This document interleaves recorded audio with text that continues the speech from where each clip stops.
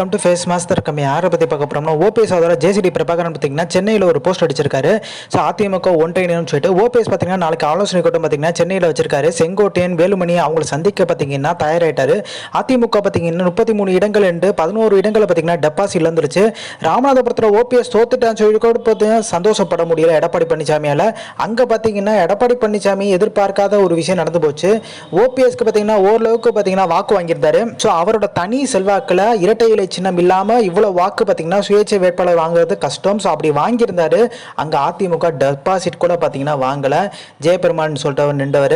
So இதனால் பார்த்தீங்கன்னா அதிமுகவில் பார்த்தீங்கன்னா எடப்பாடி பழனிசாமி அதிர்ச்சியாக இருக்காரு.